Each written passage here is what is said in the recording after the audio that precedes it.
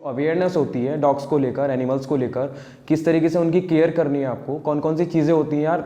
वो भी एक लिविंग बीइंग है, उनकी भी लाइफ है जो संभाल के रखने वाली है।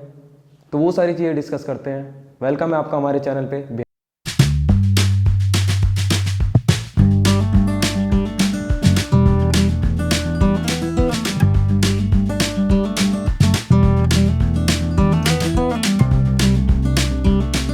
मैम विद अस जो पेट केयर करती है, मैं केयर नहीं बोलूँगा भाई, ये जो काम करती हैं सारा दिल से करती हैं। ऐसे लोग चाहिए हमको हमारी लाइफ में, और ऐसे बंदे अर्थ पे भी बहुत ज़्यादा चाहिए हमको। तो आइए इनसे बात करते हैं। Hello ma'am. Thank you so much बुलाने के लिए मुझे, और ये सब चीज़ें लोगों को बताने के लिए कि कैसे हम हमारे जो घर के बाहर जानवर रहते हैं उनकी केयर कर सकते हैं। तो आप कैसे भी कर सकते हो। हमारे घर के बाहर इतने सारे डॉग्स रहते हैं, तो हम लोग क्या करते हैं, हम लोग सोचते ही नहीं है। मतलब हम बारिश का मौसम है, हम लोग तो अपने मज़े ले रहे हैं कि बारिश हो रही है, वाह वाह वाह। बाहर जाके देखो कभी कि वो कुत्ता कहाँ बैठा है, किसी गाड़ी के नीचे बैठा है, वो गाड़ी निकल के जा रही है तो वो कुत्ता गाड़ी के नीचे आ जाता है, कोई ध्यान नहीं देता है। आप अपने घर के पास छोटा सा शेल्टर बना सकते हो किसी के लिए। 2 रोटी सबके घर में बचती है। मैं मान ही नहीं सकती कि किसी का डस्टबिन बिना खाना के पड़ा होगा। हम लोग वो खाना जब सड़ जाता है ना, वो तब डस्टबिन में फेंकते हैं। इससे पहले कि अगर हम एक अपने घर के बाहर एक कटोरा रख के वो खाना उसमें डालने लगे तो वो किसी का भला हो जाएगा। आपको कुत्ते नहीं पसंद तो आप चिड़िया को तो खिला सकते हो, आप अपनी छत पे डाल सकते हो, आप गाय को खिला सकते हो। गाय तो हमारी माता है। हालांकि कभी कभी नहीं होती है, जब बच्चे नहीं करती है और दूध नहीं देती है तो हम उसे छोड़ देते हैं, माता एकदम ऑफ हो जाती है हमारी। लेकिन किसी के लिए तो कुछ कर सकते हो ना। ऐसा कुछ नहीं है कि हम लोग कर नहीं सकते या हमारी बस की नहीं है या कुछ भी। मतलब हम किसी भी तरीके से किसी भी जानवर की हेल्प कर सकते हैं। मेरा मानना ये है, पैसों की ज़रूरत नहीं है, कोई पैसे की ज़रूरत नहीं है। आप प्यार से भी केयर कर सकते हो। मैं ये नहीं कह रही आप रोटी डालो, आपके पास नहीं रोटी मत डालो, कम से कम उसे बैठने तो दो भाई। वो बैठा है, आपको दिक्कत दे रहा है। वैसे तो आप हमारे हिंदू धर्म में तो बोलते हैं कि भैरव बाबा की सवारी है कुत्ता। वो भैरव बाबा की सवारी पता नहीं बस वो कभी होती है, जब वैष्णो देवी जाते हैं तब होती होगी, उसके बाद तो कभी नहीं होती। उसके बाद तो वो लात ही खाता है हमारी। बेसिक तब तक लोग प्यार करते हैं जब तक छोटा पपी होता है। हाँ, वो छोटा पपी, यार छोटे पपी से तो बहुत नफरत करते हैं। आप कैसे कह रहे हो, छोटे पपी से प्यार करते हैं। छोटे पपी तो सबसे ज़्यादा लात खाते हैं। वो सिर्फ इसलिए क्योंकि वो उन्हें इतनी अकल नहीं हो पाती स्टार्टिंग में कि मुझे पॉटी और सुसु का करना होता है। वो भी अगर पॉटी ट्रेनिंग, ऐसा नहीं है कि हम सिर्फ अपने घर के बच्चे को दे सकते हैं, आप सड़क पे भी किसी को भी दे सकते हो। मैं गारंटी ले रही हूँ। आप अपने घर के बाहर कटोरा रखिए, मजाल है कुत्ता वहां आके पॉटी कर जाए। ये सब के लिए है, इंसान जानवर सब, ये सबका एक ही लॉजिक होता है। हम जहां खाएंगे वहां हम पॉटी नहीं करेंगे। ये आदमी क्यों नहीं समझ रहा ये बात। आप अपने घर के बाहर कटोरा रखो, कुत्ता कभी आपके घर के बाहर लैट्रिन नहीं करेगा, कभी भी नहीं करेगा, क्योंकि उसे पता है यहाँ मेरा खाना है। इतनी अकल उसे भी है, हमसे ज़्यादा अकल है बल्कि उसे।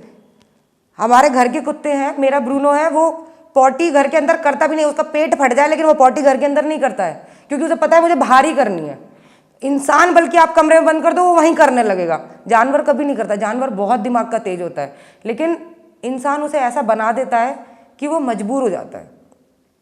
अब मैं किसी को रोज मारूं, इंसान को भी अगर आप मुझे हेलो बोलो और मैं बोलूँ हट, आप मुझे हेलो बोलो और मैं बोलूँ हट, तो एक दिन ऐसा आएगा कि आप मुझसे पहले मुझे हट बोल दोगे कि चल निकल। वही सेम जानवरों के साथ है। अब जानवरों को बस इतनी अकल नहीं होती कि ये कपड़े पहनने वाला आदमी कल जो ये कपड़े हैं ना, कि मुझे सिर्फ इससे पहचान नहीं बनानी। वो ये सोचता है कि जिसने भी कपड़े पहने हैं ना ये सब खराब है।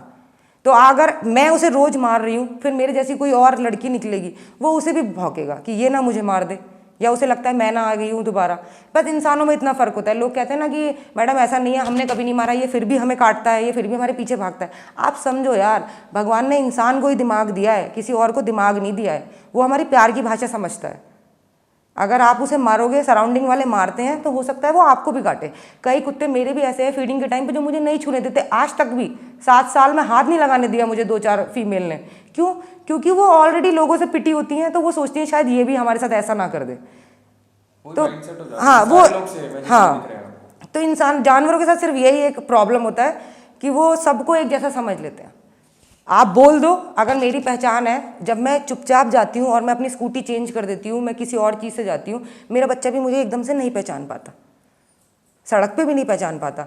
फिर मैं चुपचाप से जाती हूँ। अगर मैं चुपचाप से उसे उठा दूँ मजाक मजाक में कि डरा दूँ, वो भी घुर्राता है, भौंकता है। फिर जब मैं बोलती हूँ बेटा मैं हूँ, वो चिपट जाता है। क्योंकि वो मेरी जो चीज़ें थी ना पहचान वाली, वो गायब हो गई। मेरी स्कूटी गायब हो गई, मेरा खाने का कट्टा गायब हो गया, अचानक से मैं आ गई, बे टाइम आ गई मैं। अगर मैं सुबह फीडिंग कराती हूँ और मैं दोपहर में चली जाऊँ तो वो एकदम से मेरे पास नहीं आएगा जब तक मैं बोलूँगी नहीं, जब तक वो मुझे पहचानेगा नहीं, क्योंकि वो डर जाता है। तो बहुत सिंपल सी चीज़ है यार, प्यार, बस एक ही चीज़ है, बस प्यार। और फिर मुझे तो आजकल ऐसा लगता है इंसान आदमी को प्यार देने में डरता है तो वो जानवर को तो क्या ही दे पाएगा। इसलिए मैं सोचती हूँ ये दुनिया ऐसी ही हो चुकी है। कुछ ही लोग हैं हम जैसे जो निस्वार्थ कर रहे हैं, जो चाहते हैं कि सब अच्छे रहें। और मैं सिर्फ अपने लिए नहीं करती हूँ, अगर मेरे जैसे लोग सड़क पे नहीं निकलेंगे ना इनसे दोस्ती करने, तो ये सब पे अटैक करेंगे। आप समझ रहे हो? मैं जब जाती हूँ ना तो ये बहुत बार कुत्ते कंफ्यूज हो जाते हैं कि शायद ये यार रोज आती है, 2-4 मेरे जैसे हैं जो रोज आते हैं। जब 5वां बंदा आता है ना तो वो सोचते हैं ये भी अच्छा है, हालांकि उससे लात खाते हैं, उसे नहीं पसंद कुत्ते, लेकिन वो सोचते हैं कि ये भी अच्छा होगा, तो वो पूछ लाता हुआ ही जाता है। आप अगर जाओ किसी भी डॉग्स के पास जाओ, आप करके बुलाओ, वो आएगा, इंटेंशन आपकी कुछ भी हो। वो सोचता है कि यार है ऐसे दुनिया में लोग जो प्यार करते हैं तो शायद ये भी करता होगा, वो एक टेस्ट के लिए चला जाता है। लेकिन जब वहाँ से लात पड़ती है ना तो फिर छठे बंदे की दग पिटती है क्योंकि पूरी वो ये सोचता है नहीं नहीं सब एक जैसे नहीं है, मुझे सतर्क रहना है। तो वो बस इंसान करता है अटेंशन, अब अपना तो जानवर भी तो करेगा ना यार, अपना बचाओ तो सब करेंगे। मैम जस्ट लाइक कि अभी आप इतने सारे काम भी हैंडल कर रहे हो, केयर भी करनी होती है, तो आपके खुद के माइंड में कहाँ से आया था कि ये चीज़ें मेरे को इनिशिएट करनी चाहिए? क्योंकि और लोगों के दिमाग में तो मेरे को लगता है इतनी जल्दी चीज़ें नहीं आती हैं। आपने कहाँ से चीज़ें अडेप्ट करी हैं कि हाँ मैं हूँ इस लायक कि मैं ये चीज़ें कर सकती हूँ? हाँ, तो मेरे दिमाग में ऐसा आया, देखो शायद हम लोगों के पहले से ही परिवार में चलता आ रहा है, मेरी दादी भी 6-6 कुत्ते पालती थी, तो हम लोग जानवरों से प्यार करते हैं। लेकिन हमें कभी भी ये नहीं पता था कि हमारे जो घर के जानवर हैं उन्हें छोड़ के जो बाहर हैं उनकी क्या तकलीफ़ें हैं। मैंने जब जिम स्टार्ट किया था 2017 में, तो मेरे जिम के बाहर 2 डॉग्स रहते थे, हम उसे खाना देते थे आराम से, कोई प्रॉब्लम नहीं थी। फिर उसने बच्चे दिए, फिर जब वो बच्चे हुए तो यार ये टेंशन होने लगी कि यार ये बच्चे कहाँ जाएंगे, मतलब जिम में नहीं घुसने दे रहा, कोई बिल्डिंग में नहीं घुसने दे रहा, ये बच्चे कहाँ जाएंगे। तो एक मैंने लिया, एक मैंने अपने मामा को दिया, एक दूध वाले भैया हैं उन्हें दिया, और उसके बाद भी 5 बच्चे थे, 2 बच्चे एक वहाँ काम करने आती थी उसने उठा के कहीं फेंक दिए। पर उस टाइम पे नहीं पता था हमें कि ये सब कुछ कैसे होता है। फिर मैंने जिम चेंज किया, मेरा थोड़ा सा एरिया बढ़ा सड़क पे निकलने का, तब देखा कि यार सिर्फ घर में ही नहीं है हम लोग, मतलब बाहर भी जो बच्चे हैं ना वो बहुत तकलीफ़ में है। मुझे याद है नुमाइश ग्राउंड पे एक डॉग था, है मतलब अभी भी, वो बहुत एज का हो चुका है, अब तो उसके शायद दांत भी नहीं है मुंह में, उसका एक पैर पीछे का टूटा हुआ है, और उसका वो पैर देख के फर्स्ट टाइम मैं रोई थी सड़क पे। मतलब मैं स्कूटी से घर तक रोती हुई गई थी, सिर्फ ये दिमाग में सोचती हुई कि यार इसको कितना दर्द हो रहा होगा, और अभी चलो ये अभी टूटा है तो इसको अभी भी हो रहा होगा, मैं क्या करूं। अगर इसका पहले टूटा है तो इसको पहले कितना हुआ होगा कि अब इसको फ़र्क ही नहीं पड़ रहा कि इसका पैर टूटा हुआ है। फिर मैंने अगले दिन जब जाके उसे देखा, उसके पूरी बॉडी पे स्किन इन्फेक्शन था, खुजली जिसे हम कहते हैं नॉर्मल भाषा में, लोग बोलते हैं ऐसे खुजली है, कुत्ते को खुजली है। फिर मैं एक पेट शॉप पे गई, मैंने उन अंकल से पूछा, मैंने कहा अंकल कोई खुजली की दवाई है जो कुत्ते पे अच्छी असर करे। तब मुझे उन्होंने मेडिसिन का नाम नहीं बताया, लेकिन बस वो मेडिसिन मुझे दे दिया, मैंने शायद नाम खुद भी नहीं देखा, मैंने उसे वो मेडिसिन दी। सर्दियों का टाइम था, मैं 2-2 जोड़ी ग्लव्स पहन के जाती थी। उसने मुझे 2 बार अटैक करा डॉग ने, क्योंकि उसकी खुजली थी, लोग उसे मारते थे। उसने सोचा मैं उसके पास आ रही हूँ, शायद मैं उसे मारूंगी। मुझे दवाई खिलाने की अकल नहीं थी कि कुत्ते को कैसे दवाई खिलाते। मैं ब्रेड में रख के, क्योंकि मैं ब्रेड खिलाती थी तो मैं ब्रेड में रख के दवाई दे रही थी। हालांकि 2 जोड़ी ग्लव्स होते थे तो मैं बच गई, लेकिन मुझे ये लग रहा था यार ये गोली इसे खिलानी है कैसे भी करके। फिर मैंने पार्ले जी के बिस्किट में गोली खिलानी स्टार्ट करी। तब से ट्रीटमेंट स्टार्ट हो गया मेरा सड़क पे ही, मतलब जो नॉर्मल छोटा मोटा मैं कर सकती हूँ अपने तरीके से वो मैं करती हूँ। किसी के पैर में चोट है तो मैं कम से कम, और कुछ नहीं तो एंटीबायोटिक तो खिला ही सकते हैं, घर में सबको पता है एंटीबायोटिक सब खाते हैं। जरा सा कट लग जाता है आदमी एकदम मुंह से निकालता है, 2 दिन एंटीबायोटिक खा ले जख्म सूख जाएगा। तो यार ये सड़क पर जो जानवर है उसके जो चोट लगी है उसके भी सेम चीज़ है, आप उसके लिए भी कर सकते हो, कुछ नहीं करना होता। दवाई खिलाने की टेंशन है आपको, पार्ले जी का बिस्किट लीजिए, उसे गीला करिए, लड्डू बन जाता है, उसमें रखिए, कुत्ते को खिला दीजिए। पार्ले जी का बिस्किट भी नहीं है, लड्डू तो है, मावा तो है, कहीं 50 रुपये का मावा लीजिए, गोली रखिए, उसे खिला दीजिए। बहुत ईजी होता है कुत्ते को दवाई खिलाना। उस टाइम से मेरा रेगुलर हो गया था कि मुझे जो भी मुझे कुत्ता दिखता था मेरे को टेंशन हो जाती थी कि मुझे इसके लिए कुछ करना है। मैंने रेगुलर किया 18, फिर 19 में लॉकडाउन लग गया, लॉकडाउन में मुझे एक बार तो गाली पड़ी थी। जब मैं फर्स्ट टाइम निकली थी लॉकडाउन में खाना देने के लिए, मुझे यही टेंशन थी कि खाना कैसे दूंगी। तो मुझे लगा यार चलो चली जाती हूँ, क्या होगा, ज़्यादा से ज़्यादा थप्पड़ ही तो पड़ेगा, डंडी तो पड़ रहे हैं लोगों को, एक डंडा खा लूँगी, देखा जाएगा, रोज़ एक डंडा खा लिया करेंगे। मैं चौराहे पे थी, नुमाइश ग्राउंड का ही चौराया था, निकल तो मैं गई थी, लेकिन जब मैं वापस आ रही थी तब मुझे कुछ पुलिस वालों ने रोक लिया था। कुछ हालांकि पिटाई नहीं करी थी, लेकिन बस मुझे ये बोला था पहले खुद को तो बचा ले तब इन्हें बचाएगी। तो मुझे बात तो बुरी लगी कि खुद को बचा ले, जबकि लोग बाग दूसरे इंसानों की भी तो मदद कर रहे हैं ना। जब हम में फैलने वाली बीमारी वाले इंसान की मदद कर रहे हैं, तो जानवरों से तो हमें बीमारी भी नहीं लग रही थी। हाँ जी बिल्कुल, जानवरों से तो हमें बीमारी भी नहीं लग रही थी, तो उसकी मदद क्यों नहीं करने दे रहे? हर जगह सैनिटाइजर के वो लगे हुए थे फुब्बारे, हम उसमें हमने आपको बोल दिया कि हम पूरा सिक्योरिटी से जाएंगे। अबे यार शील्ड लगा रखी है, ग्लव्स पहन रखे हैं, सारे काम कर रखे हैं, मास्क पहन रखा है, और मैं इंसानों में जा ही नहीं रही, मैं तो जानवरों में जा रही हूँ। फिर किस बात की टेंशन है? फिर मेरे ताऊजी ने मेरी इसमें मदद की थी, मुझे एक वॉलंटियर कार्ड बनवा के दिया था। उसके बाद जब मुझे वॉलंटियर कार्ड मेरे गले में डला, फिर मैं नहीं रुकी। फिर पूरे लॉकडाउन मैंने घर में रोटी बनाई है, जो दूध की डेयरी वाले होते हैं उनसे पनीर का पानी लेती थी। उस टाइम पे मैं अंडे खाती थी, तो मैं जिम जाती थी तो अंडे खाती थी, अंडे उसमें मिक्स करती थी, डेयरी पनीर का पानी, रोटी, और 2-2 बाल्टियाँ ले रखी थी मैंने दूध की, जो वो दूध वाले लेके चलते हैं, वो रख के अपनी स्कूटी पे मैं खाना खिलाने जाती थी।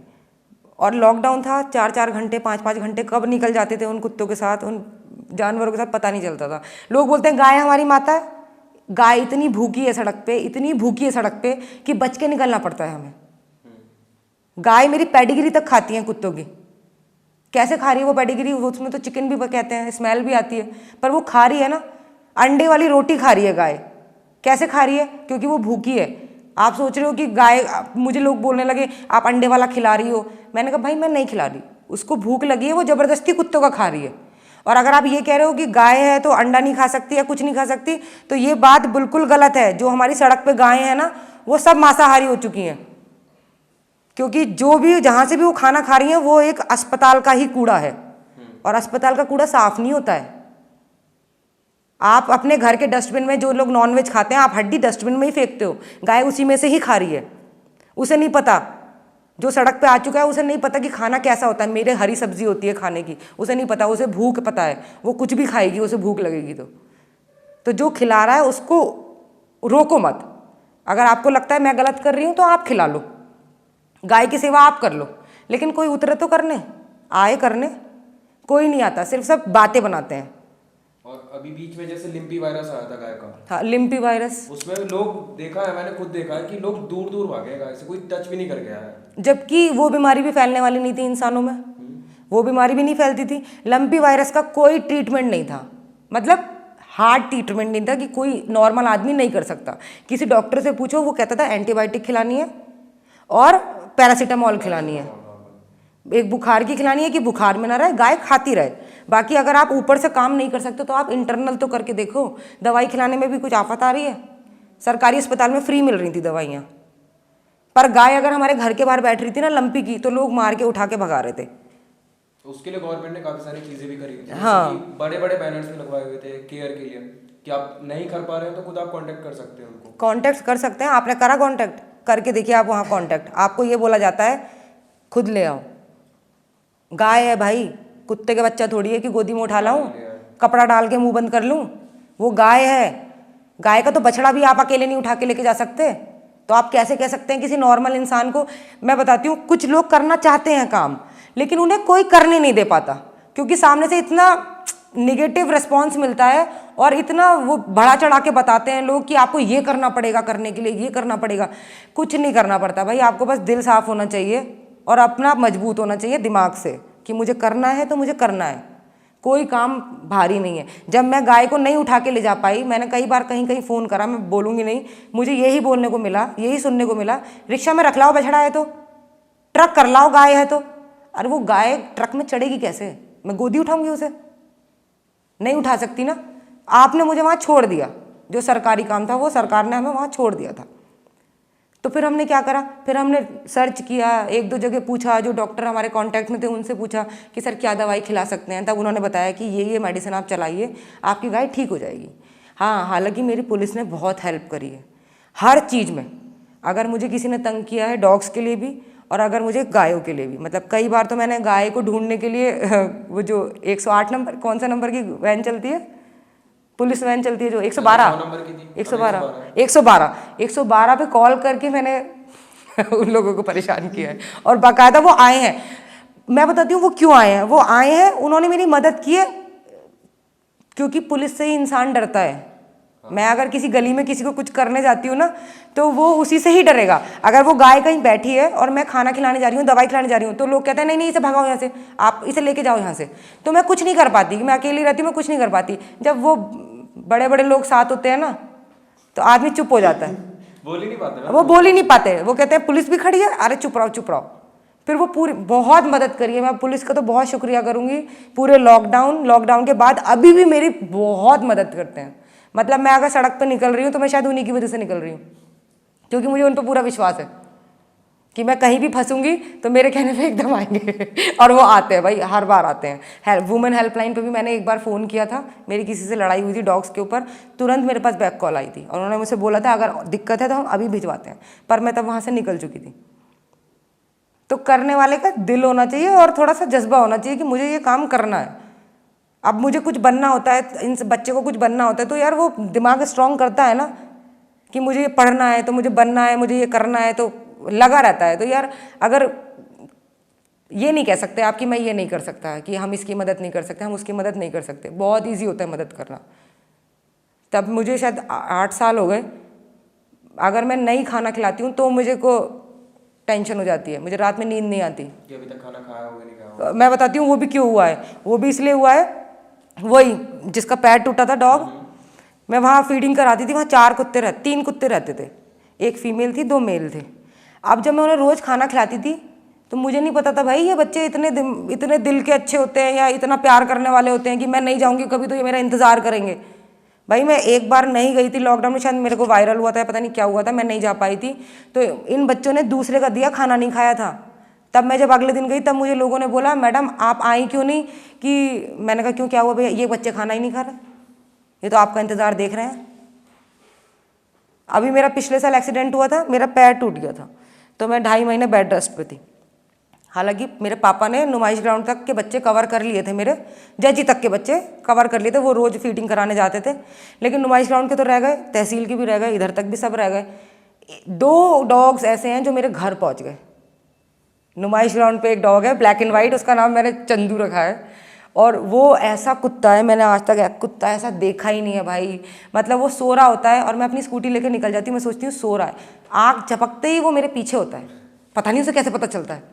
वो बंदा मेरे घर था 1 हफ्ते के अंदर।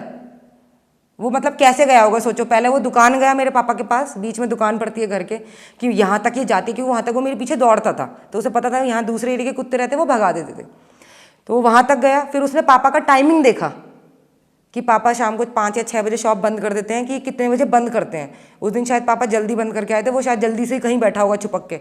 वो पापा के पीछे फिर स्कूटी के पीछे पीछे आया। कितने एरिया के कुत्ते कवर करे हैं उसने, मतलब वो कितने बॉर्डर पार करके आया है। फिर वो गली के बाहर मेरे भटक गया, या कुत्तों ने उसे डरा दिया पता नहीं। फिर पापा मेरे ब्रूनो को घुमाने गए, फिर उसने फिर पापा को पहचाना, जबकि उनके हाथ में एक कुत्ता ऑलरेडी था। फिर वो जब मेरे घर के बाहर आके बैठ गया तो सब भौंक रहे थे, मेरे घर के बच्चे, बाहर के बच्चे। मुझे समझ में नहीं आया, फिर मैं लंगड़ी अपना उठ के मैंने को झाँक के देखना ही पड़ा कि कुछ तो दिक्कत है भाई।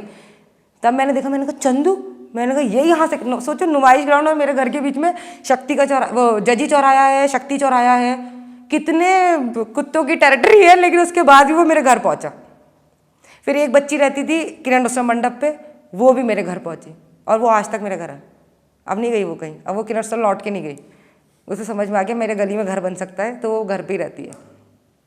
तो यार इतना प्यार मिलता है ना मुझे, इतना प्यार मिलता है, हद प्यार मिलता है कि मैं ये काम छोड़ ही नहीं सकती। अभी मैम जैसे कि काम आप कोई करते भी हो तो बैकलैश भी मिलती है, लोग बोलते हैं पीछे, तो वो सारी चीज़ें कैसे फेस करते हो आप, कि यार मैं अगर कोई चीज़ करने जा रहा हूँ तो मेरे को बैकलैश मिल रही है। अब सीधा बोलूँगा, आप तो एक्सपीरियंस हो उस चीज़ में, तो आप कैसे फेस कर रहे हो? अगर मैं सही काम कर रही हूँ तो मुझे दुनिया कितना भी गलत बोल ले, अगर वो काम सही है तो मैं क्यों हटूं, मैं क्यों रुकूं। अब आप बच्चे को पढ़ना के लिए बोलते हो कि तू पढ़ेगा तो कुछ बनेगा, डॉक्टर बनेगा, पर कुछ लोग ऐसे होते हैं मोहल्ले भर में जो ये भी कहते हैं 3 साल से पढ़ा है कमरे में, इसका नंबर तो आ नहीं रहा, तो वो नहीं हटता ना। वो क्या सोचता है, जब मैं अच्छी चीज़ के लिए मेहनत कर रहा हूँ तो मैं क्यों हटूँ पीछे। मेरे हिसाब से दुनिया मुझे कुछ भी बोल ले, कुछ भी बोल ले, मुझे घंटा फर्क नहीं पड़ता।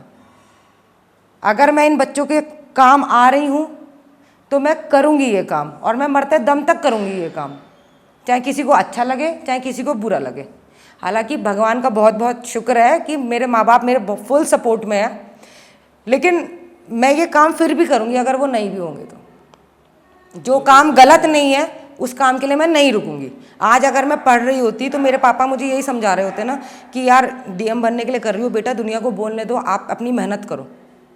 माँ बाप सिखाते हैं बच्चों को कि आप अच्छे काम के लिए पढ़ रहे हो तो आप करते रहो, दुनिया को बोलने दो, ये बोल रहा है बोलने दो। तो फिर मैं क्यों रुकूं? मैं कोई गलत काम नहीं कर रही। मैं अगर मुझे खाना खिलाना है बच्चों को तो मैं खाना खिलाऊंगी, चाहे मुझे फिर कोई भी आके रोके, मैं नहीं रुक सकती, मैं खुद से भी नहीं रुक सकती। जैसे कि मैम अभी आपने बताया भी था लॉकडाउन वगैरह में, तो वहाँ से फूड वगैरह का अरेंजमेंट कैसे होता है? क्योंकि अप्स एंड डाउन्स तो आपके भी आए होंगे, हाँ, कमी तो आपके पास भी आई होगी कि यार पैसे नहीं होंगे, यार फूड की दिक्कत है, तो उस तरीके से तब कैसे मैनेज करा आपने? देखो पहले मैं बिस्किट खिलाती थी, पार्ले जी का बिस्किट जो सब खिलाते हैं। फिर मुझे पता चला यार, जब से मैंने वो खुजली वाला बच्चा देखा तो मुझे लगा यार मीठा खिलाऊंगी तो इसको खुजली हो जाएगी। फिर मैंने वो बिस्किट बंद कर दिए, मैं ब्रेड पे आ गई। हालांकि 2-4 दिन बच्चे नहीं खाते हैं, बहुत एक्टिंग करते हैं कि यार नहीं, मुझे बिस्किट चाहिए, लेकिन जब हम उन्हें ब्रेड रख के जाते हैं ना तो वो एट द एंड खाती है। भूख ऐसी चीज़ है ना कि हम खा लेंगे सूखी ब्रेड तो वो तो क्या चीज़ है, तो वो ब्रेड खाने लगे। अब जब ब्रेड खाने लगे, उन सब का खर्चा मेरा रोज़ का 600 रुपये, 700 रुपये, 800 रुपये तक आ जाता था रोज़ की ब्रेड का। फिर उसके बाद जब मेरे पास पैसे थोड़ा कम होने लगे, फिर मैंने सोचा, फिर मुझे शायद किसी ने आइडिया दिया था, मुझे याद नहीं आ रहा किसने बोला कि तू घर में रोटी सेक के खिला। हालांकि वो काम बहुत मेहनत का था, लेकिन लॉकडाउन लग चुका था, मैं फ्री थी, मेरे पास कुछ था ही नहीं। मैं अपनी एक्सरसाइज करती थी और अपने बच्चों के लिए बस रोटी सेकती रहती थी पूरे दिन। मैं सुबह शायद 10 बजे से लगती थी और मैं शाम को 3 बजे तक, 11 बजे लगती थी और शाम को 3 बजे तक रोटी सेकती थी। मैं 100-150 रोटी सेकती रहती थी। मैंने बहुत कोशिश करी, 1-2 बार काम वाली भी लगाई, लेकिन काम वाली के हाथों में दर्द हो गया, उसने 2 दिन में ही मना कर दिया, दूसरे दिन ही मना कर दिया। फिर मैंने कहा चलो मेरा काम है, मैं खुद कर लूँगी। तो मैं रोटी खिलाती थी, रोटी और पनीर का पानी डेयरी से मिल जाता था, डेयरी सारी खुली थी मेरे पड़ोस में। हाँ, मेरे पड़ोस में डेयरी थी तो मैं डेयरी पानी वहाँ से खिलाती थी। अंडों की दुकानें भी खुली थी, अंडे को इतने महंगे नहीं पड़ते यार, ठीक है। अगर मैं महीने का 30-40 रुपये उड़ा रही हूँ तो 10,000 में ही अगर काम हो रहा है तो मुझे कोई इतना भारी नहीं पड़ेगा। हाँ, कोई भी कर सकता है। तो अंडे मैं खाती थी तो मैं उसका येलो पार्ट बच्चों के खाने में मिला देती थी। फिर मैंने रोटी खिलाई। फिर मुझे ये लगने लगा कि बच्चे कभी खाते हैं, कभी नहीं खाते, कभी मन नहीं करता, लेकिन वो खाना सड़ जाता है। और फिर जो मैं खिलाती हूँ वो हालांकि सबको खिलाना चाहिए, अगर सब दें 2-2 रोटी तो किसी का काम भी बने। अब सिर्फ मैं ही खिला रही हूँ 2 रोटी तो फिर कैसे उसका पेट भरेगा।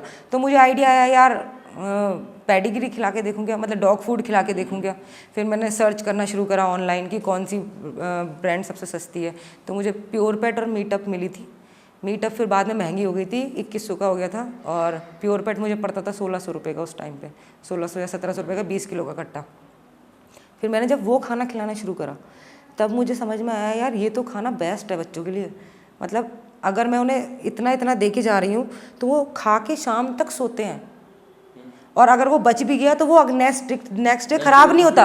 हाँ, वो ख़राब नहीं होता। जो रोटी और दूध था वो उसमें कीड़े पड़ जाते थे, ख़राब हो जाता, फंगस लग जाती थी, वो खाना ख़राब नहीं होता। तो फिर हाँ, फिर मैंने उसका पेडिग्री का वो लगाया कि मैंने कहा कि अब खिलाना है तो यही खिलाना है। उस पेडिग्री में आपने बताया, पेडिग्री भी तो थोड़ी कॉस्टली पड़ती है। कॉस्टली पड़ती है मुझे, अब मैं बताती हूँ कॉस्टली पड़ती है। पहले ऐसा होता था, बच्चे कम थे, मतलब मेरे कुत्ते कम थे एरिया में, तो मुझे महीने के शायद 6 कट्टे लगते थे। हाँ, 6 कट्टे लगते थे मुझे महीने के, और मेरे ताऊ जी भी उसमें मेरी मदद करते थे कि 1-2-3 कट्टे मैं तुम्हें दे दूंगा और बाकी तुम अरेंज कर लो। तो मैं जिम ट्रेनर, मैं पीटी देती हूँ, मैं पीटी का मेरा जितना पहले सोचो, ये फीडिंग से पहले जिम के जितना पैसा आता था या जो भी पैसा होता था, कोई मुझसे कहता बर्थडे भी चाहिए, प्रोटीन चाहिए ऐसा हो गया था, क्योंकि वो शौक चढ़ा था। फिर जब मैंने फीडिंग स्टार्ट करी ना तो मुझे लगा यार ये सब चीज़ें बेकार हैं। अब मुझे कोई, आप भी मुझसे पूछोगे ना कि आपको क्या चाहिए, तो मैं कहूँगी यार भिजवा सकता तो 1 कट्टा भिजवा दे 20 किलो का, प्योर फेट का कट्टा भिजवा दो मुझे, सस्ता का सस्ता है। 2000 रुपये का गिफ्ट तो दोगे ना, मिल के दे दो 4-5 लोग। अगर मैं इतनी प्यारी हो तो मिल के दे दो मुझे। ऐसा कुछ नहीं है कि मुझे कुछ एक्सपेंसिव चीज़ें चाहिए, कुत्ते का खाना दे दो मुझे, मैं उसमें भी बहुत खुश हूँ। तो फिर मैं ट्रेनिंग की जो मेरे पीटी होता था मैं उसमें खिलाती थी, तो मैं थोड़ा रुक रुक के खिलाती थी कि कम कम खाना करके, कि थोड़ा थोड़ा जिनको ज़रूरत होती थी। फिर मुझे बाद में पता चला इनके स्टरलाइजेशन के ऑपरेशन का, कि ये भी कोई चीज़ होती है। ये कभी दिमाग में आया ही नहीं था, हमेशा रोती रहती थी यार बच्चे पैदा हो रहे हैं, बच्चे मर रहे हैं, कोई देख नहीं रहा, गाड़ी वाले मार रहे हैं। फिर जब स्टरलाइजेशन का ऑपरेशन का पता चला, हमने वो स्टार्ट किया। मैंने शेल्टर पे, मेरे ताऊ जी ने मुझे कांटेक्ट करवाया, यहाँ बिजनौर में एक प्रेमपत नाम का शेल्टर है, मैंने वहाँ कांटेक्ट किया। वहाँ हम नसबंदी के लिए मैं अपनी गाड़ी में बच्चे भर के ले जाती थी। और आप यकीन नहीं करोगे, फर्स्ट ड्राइव जो मैंने करी थी वो 15 कुत्ते एक साथ ले गई थी। मतलब 3 बार के चक्कर काटे थे, 5-5 कुत्ते गाड़ी में। गाड़ी भी शायद छोटी एल्टो थी या पता नहीं मारुति थी, मुझे याद है, A-स्टार गाड़ी थी, उसमें मैं रख के ले गई थी। ड्राइवर ले लिया था मैंने, ड्राइवर कर लिया था बस, वो भी वो जो कुत्तों से ना डरता हो। और 5-5 बच्चे करके छोड़ कर आई थी, वापस भी मुझे ले जाने पड़ते थे, क्योंकि तब मुझे ये भी नहीं पता था कि ये गवर्नमेंट का काम है। स्टरलाइजेशन के ऑपरेशन हर स्टेट में गवर्नमेंट, नगर पालिका कराती है, मुझे ये भी नहीं पता था इस बारे में। जब मुझे आगे जाके ये पता चला कि ये काम तो नगर पालिका का है, मैं क्यों अपने पैसे बर्बाद कर रही हूँ, क्योंकि पहले 500 रुपये की होती थी, फिर बाद में 2000 रुपये की होने लगी भाई। अब कुछ चीज़ें तो मैं बोल भी नहीं सकती, तुम्हें मैं बता भी नहीं सकती, इतनी ऐसे सुनने को मुझे मिला है मुझे कि कुत्तों की नसबंदी करानी तो पैसे कहाँ से लाने हैं, कैसे करना है, तुम्हें भीख मांगनी पड़ेगी। मुझे ये सुनने को मिला है कि कौन कहता है तुझसे तू खुद पैसे दे, तू भीख मांग। मैंने कहा कैसे भीख मांगू, मैं किसी से कहूँ भाई मुझे तेरे गली के कुत्ते के ऑपरेशन कराना है, 2000 रुपये दे दे? नहीं, एक से मत मांग, कोई तुझे 2000 रुपये नहीं देगा, तू सबसे मांग, तू घर घर दरवाजे पे जा 100-100 रुपये मांग, तू भीख मांगना शुरू कर, तेरे कुत्तों की नसबंदी ऐसे करेंगे। दिमाग नहीं खराब होगा यार, मतलब मैं अब भीख मांगू? जिसका काम है वो तो कर नहीं रहा ये काम, मैं भीख मांगू? फिर मुझे एक सर मिले थे, मुझे उनका नाम नहीं पता, पर वो डीएम सर का ऑफिस होता है, उसके बराबर में एक एनआईसी का ऑफिस होता है, पेंशन वगैरह का होता है वो शायद, वो वहाँ पे सर, वहाँ पे उनका ऑफिस था। वो मुझे मिले थे नुमाइश ग्राउंड। उन्होंने मुझसे बोला, मैं शायद 4:30 या 5 बज रहे थे सुबह के, बहुत सर्दी का टाइम था। उन्होंने बोला बेटा इतनी सुबह? मैंने कहा हाँ अंकल आना तो पड़ेगा ही, अब बच्चे भूखे हैं। तो वहाँ छोटे छोटे पिल्ले थे, तो बोले इनका कोई सॉल्यूशन नहीं है कुत्तों का, कि ये इतने बढ़ते जा रहे हैं? मैंने कहा है। तब मुझे ये पता चल चुका था कि नगर पालिका कराती है काम, पर मेरे पास पावर नहीं थी, कुछ नहीं था। तो मैंने कहा ये मैं जाऊंगी कैसे, किससे बोलूं? तो मैंने उन्हें बताया, मैंने कहा है सर, नगर पालिका का काम है ये कि आप स्टरलाइजेशन के ऑपरेशन की कैंप लगवाइए, स्टार्ट करिए। लेकिन नगर पालिका के पास जाते हैं तो वो कहता है पशुपालन, पशुपालन के पास जाते हैं तो वो कहता है नगर पालिका। कहाँ जाए, हमारे हाथ में तो कुछ भी नहीं है। तब उन्होंने मुझे बोला कि देखो 4:30 या 5 बज रहे थे, कि आप एक काम करना, 10:30 बजे आप मेरे ऑफिस आना, फिर मैं आपका ये सॉल्यूशन निकालता हूँ, इसका क्या है। मैंने कहा ठीक है। मैंने कहा सर मुझे एप्लीकेशन भी नहीं लिखने आती, कि आप एप्लीकेशन क्या लिखूँ मैं एप्लीकेशन में? तो बोले सब मैं करूँगा, आप आइए बस। मैं 10:30 बजे अपने जिम से जल्दी आ गई थी। उस दिन मैंने एक्सरसाइज भी नहीं करी थी, क्योंकि मेरे दिमाग में यही चल रहा था कि बस ये काम हो जाए। मैं उनके ऑफिस गई, उन्होंने मुझसे एप्लीकेशन लिखवाई, फिर बोला डीएम सर से मिलो, डीएम सर नहीं थे। फिर मैं सीडीओ सर से मिलने गई, और सबके दिमाग में ये चलता है, क्योंकि सबको प्रॉब्लम है कुत्तों से, घर के बाहर सबको प्रॉब्लम है, सबके दिमाग में ये है इशू, लेकिन कोई लेके नहीं गया आज तक। जब मैंने सीडीओ सर से बोला कि सर मुझे आपकी हेल्प चाहिए कि नगर पालिका हमारी नसबंदी कराने में हेल्प करे, उन्होंने चुटकी में फ़ोन कर दिया, टाइम ही नहीं लगाया कि ये तो बहुत बड़ा टॉपिक है, आप अब आ रही हैं। मैंने कहा सर हमें तो पता ही नहीं, हमें तो ये पता है पैसे दो नसबंदी कराओ। तो उन्होंने तुरंत मुझे बोला कि आप जाइए, मैं तुरंत इस पर एक्शन लेता हूँ। तब तक डीएम सर आ गए थे। फिर मैं डीएम सर से मिली, डीएम सर ने तो तुरंत ही फ़ोन कर दिया नगर पालिका पे सीधे कि ऐसे ऐसे मैडम आ रही हैं, आप नसबंदी का काम शुरू करवाइए, ये आपका काम है, पशुपालन का काम नहीं है। शायद 6 या 7 जनवरी थी, 11 को मेरा एक्सीडेंट हो गया था, मेरी टांग टूट गई थी, मैं बिस्तर पर पड़ गई थी। 11 की रात ही मेरे पास फ़ोन आ गया था, जब मैं हॉस्पिटल से घर आई थी, कि मैडम आपने जो नसबंदी के लिए बोला था प्रोग्राम के लिए, वो टेंडर पास हो चुका है, अब नसबंदी प्रेमपत शेल्टर पे करी जाएंगी। उस जब ये ड्राइव स्टार्ट हुई तो मैं कोई योगदान दे नहीं पाई, जबकि हालांकि उन्होंने कहा था आप पूरी मदद करना कुत्ते पकड़वाने में, इनका लोकेशन वगैरह चेक करने में, तब मैं कर नहीं पाई। तो मैं 2.5 महीने तक बिस्तर पे थी। उसके बाद 2.5 महीने तक उनका काम चला, फिर मैं जाके जुड़ी। अब हमारे कुत्तों की नसबंदी फ्री होती है, थैंक गॉड, कि हमें ये टेंशन नहीं होती।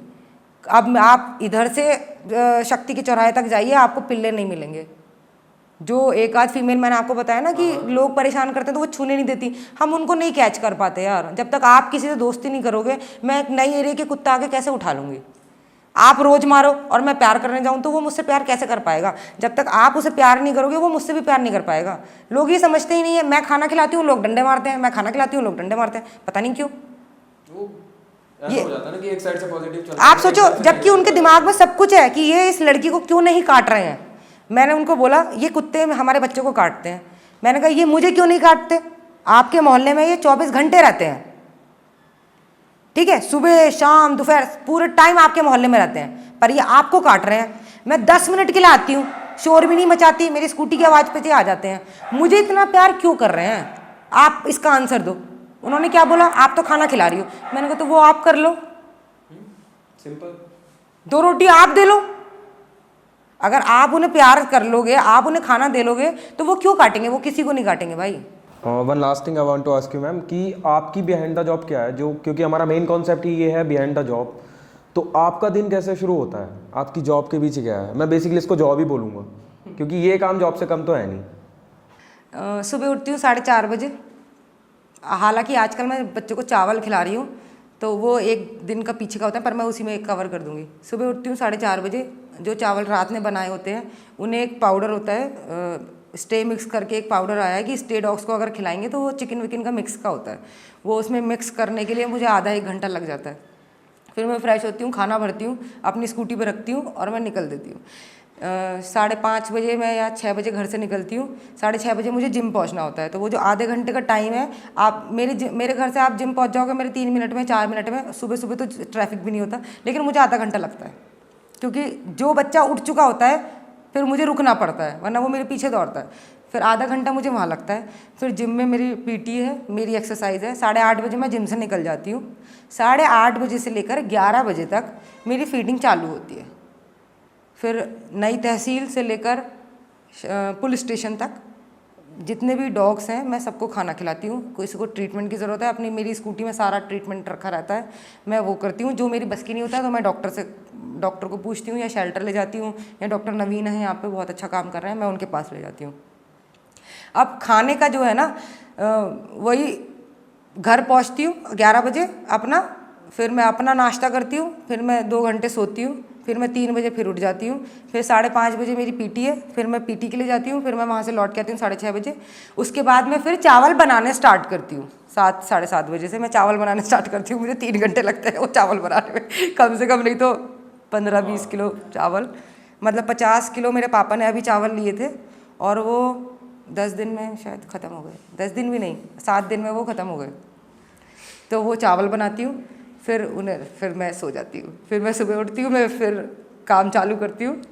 और जब मेरे पास पैसा नहीं होता है मैं तब करती हूँ। जब मेरे पास पैसा होता है, मेरे पास पावर होती है, मेरी जेब भरी होती है, तो फिर मैं प्योर पेट अपने खाना खिलाती हूँ, क्योंकि वही खाना सबसे बेस्ट है डॉग्स के लिए। मुझे लगता है उससे भरे हुए रहते हैं। हालांकि कुछ लोग, आप यकीन नहीं करोगे, मुझसे ये तक कहते हैं आप नशा देती हो क्या कुत्ते को, कि ये तो बेहोश हो जाते हैं आपके जाने के बाद। मैंने कहा भरता है पेट, कहता है लेट। आप भी भर दो अपने बाहर वाले कुत्ते को इतना कि वो सोता रहे, किसी को परेशान नहीं करेगा। अब उसे मार के भगाओगे तो वो परेशान ही करेगा। तो ये मेरा पूरा दिन का ये है। वन लास्ट थिंग, अगर कोई, मैं सीधा पूछ रहा हूँ कि ज्वाइन करना चाहता है आपके साथ या कोई हेल्प करना चाहता है आपकी? देखो, अगर मेरी कोई हेल्प करना चाहता है, अगर वो मेरे साथ सड़क पर निकलना चाहता है, मोस्ट वेलकम, आप आ जाइए। 2-3, वैसे ये कोई कर नहीं पाता है ज़्यादातर, 1 दिन ही आ पाते हैं, उसके बाद फिर सबकी हवा निकल जाती है कि इतना धूप में कौन पागल कुत्ते की तरह घूमेगा। अगर आप मेरी वैसे हेल्प नहीं कर सकते हैं तो आप मुझे प्योर पेट का फूड अभी फ़िलहाल अमेज़ॉन पे तो शायद 2100 का चल रहा है, लेकिन JB मेडिकल स्टोर है यहाँ पे, पेट शॉप, वहाँ पे अंकल 1900 का दे रहे हैं। तो आप वो मेरे घर भिजवा सकते हैं, या आप अपने घर रख लीजिए, मुझे बुला लीजिए, मैं आके उठा लूँगी। फूड डोनेट कर दीजिए बस, फूड। और कांटेक्ट, आप मुझे कांटेक्ट नहीं कर सकते हैं, सॉरी। जब तक आप मेरे नोन नहीं, आप मुझे कांटेक्ट नहीं कर सकते हैं। मैं जब तक आपको अपना नंबर नहीं दूंगी, आप मुझे कांटेक्ट नहीं कर सकते हैं, क्योंकि बहुत फेक कॉल्स आती हैं। सॉरी, मैं अपना नंबर नहीं बता सकती।